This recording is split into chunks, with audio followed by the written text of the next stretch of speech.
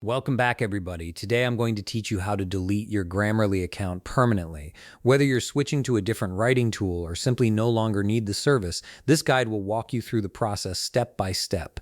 Start by opening a browser window and head to www.grammarly.com. If you haven't already signed in, go ahead and enter your credentials now.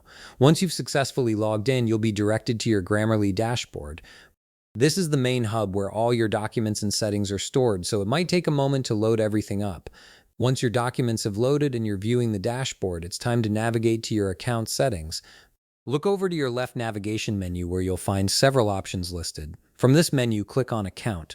This will redirect you to your account settings page, where you can manage various aspects of your Grammarly profile and subscription. Now that you're in the account settings area, click on Profile. This section displays your complete profile overview, including your personal information and account preferences. You'll need to scroll down to the very bottom of this page. It's important to scroll all the way down because the deletion option isn't immediately visible at the top. At the bottom of the profile page, you'll see a Delete Account link. This is the option you're looking for to permanently remove your Grammarly account. Click on it and a confirmation window will appear on your screen. Grammarly wants to make sure you're absolutely certain about this decision, since deleting your account is irreversible and will remove all your documents, preferences, and data from their system.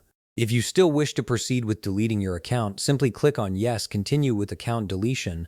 This final confirmation ensures that the deletion wasn't accidental and that you understand the consequences of removing your account permanently. And that's it. Your Grammarly account will now be permanently deleted along with all associated data and documents. If you found this video helpful, please leave a like, subscribe, and see you in the next video.